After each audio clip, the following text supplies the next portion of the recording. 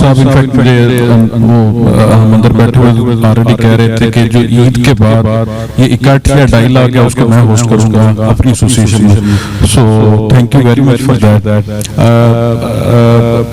मंजूर साहब हमारे साथ बैठे रिवर्स रिसोर्सेज को ये रिप्रेजेंट करते हैं पाकिस्तान में। तो रिवर्स रिसोर्सेज जो है वो एक अरसे से बांग्लादेश और इंडिया में और मुख्तलिफ जो एशियन कंट्रीज हैं वहाँ पे काम कर रहा है। बांग्लादेश के अंदर जितना हमें पता है सच कोई रिसाइकलिंग की अपनी इंडस्ट्री नहीं है इस स्केल की। पाकिस्तान के अंदर रिसाइकलिंग का इतना बड़ा इंफ्रास्ट्रक्चर एग्जिस्ट करता है। सो कहाँ पे आप फील करते हैं कि एक गैप है जिसको फिल किया जा सकता है और रिवर्स रिसोर्सेज जैसे प्लेटफॉर्म जो है वो किस तरह कंट्रीब्यूट कर सकते हैं ब्रांड्स को, मैन्युफैक्चरर्स को रिसाइकलिंग को कनेक्ट करने में? क्योंकि फवाद साहब और इफ्तिखार साहब दोनों ने शुरू ही ट्रेसेबिलिटी से किया था कि ये जो शनाख्त है ना, ये शनाख्त के बगैर फ्यूचर में कोई चीज नहीं बिकेगी। Thank you, Dr. Saab. Thank you, Muzammil, for arranging this dialogue today. अच्छा जी, जहाँ तक बल्कि मैंने कुछ पॉइंट्स भी लिखे जो सारे पार्टिसिपेंट्स ने कहे हैं, और सबसे कॉमन पॉइंट जो सबने जिक्र किया वो दो हैं, ट्रेसेबिलिटी और विजिबिलिटी। तो जो गैप आप बता रहे हैं या जहाँ हम लोग हेल्प कर सकते हैं उनको, वो एग्जैक्टली यही चीज़ है, रिवर्स रिसोर्सेज का प्लेटफॉर्म।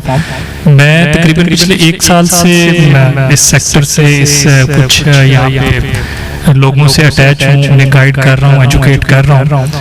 जो विजिबिलिटी का इशू है जो हमारा और उनका, कि कैसे पता लगेगा जब तक हम लोग आपके जो रिसाइकलर्स बैठे हैं यहाँ पे ये डिजिटल प्लेटफॉर्म्स यूज नहीं करेंगे तो ये अपने आप को, अभी जिस तरह सबने कहा कि दुनिया को कैसे पता कि यहाँ पे हो रहा है। अनफॉर्चुनेटली उसकी वजह ये है कि हमने बताया ही नहीं कि हम ये कर रहे हैं।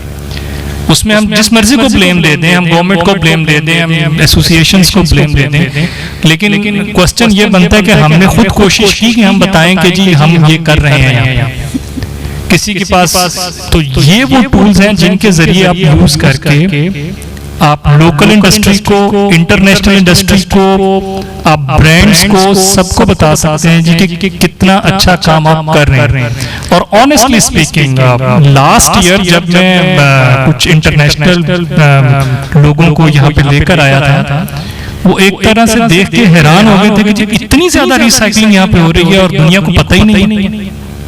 तो उसकी वजह यह है कि हमने बताया ही नहीं कितनी हो रही है, कहां से आ रहा है, किससे आ रहा है, किसको जा रहा है, सिर्फ उन 2-3 पार्टीज को पता है और किसी को नहीं पता। फवाद साहब के साथ हम बैठे हुए थे उस दिन, तो बात यही हो रही थी कि अब ब्रांड्स जो है वो डिमांड कर रहे हैं कि जी कि उन्हें वेस्ट की ट्रेसेबिलिटी दी जाए, कहाँ प्रोड्यूस हुआ, कितना प्रोड्यूस हुआ, कहाँ गया, क्या नहीं बना। तो अभी जिस तरह सर बात करते कि अगर आना है, वो डीपीपी आना है, सब कुछ आना है, अगर हम खुद से अपने आप को तैयार पहले से कर लेंगे तो अच्छी बात है, नहीं करेंगे तो कंट्रोल फिर वो अपने हाथ में खुद ले लेंगे। तो जब वो कंट्रोल अपने हाथ में लेंगे, अपने सॉल्यूशंस लेके आएंगे, तो वो फिर हमारे लिए अडॉप्ट करना, शायद मैं ये तो नहीं कहता नामुमकिन होगा, लेकिन काफी मुश्किल हो जाएगा। सो मेरी रिक्वेस्ट और इस फोरम से मैं आप लोगों से यही कहूंगा कि आप अपने आप को विजिबल करें, अपने आप को ट्रेसेबल करें। डॉक्टर साहब ने जैसे कहा कि आगे बढ़ना है तो आपको अपना माइंडसेट चेंज करना पड़ेगा, अपने आप को एडमिनिस्ट्रेटिवली, एनवायरमेंटली, सोशली अपने आप को विजिबल और ट्रेसेबल करना पड़ेगा। So thank you for this point. उससे पहले हमारे मुरीद के से दोस्त जो हैं वो तशरीफ लाए हैं। मुरीद के में नेटवेयर का सबसे बड़ा जो वेस्ट हैंडलिंग का जो सेक्टर है, और ये कोई दिल्ली का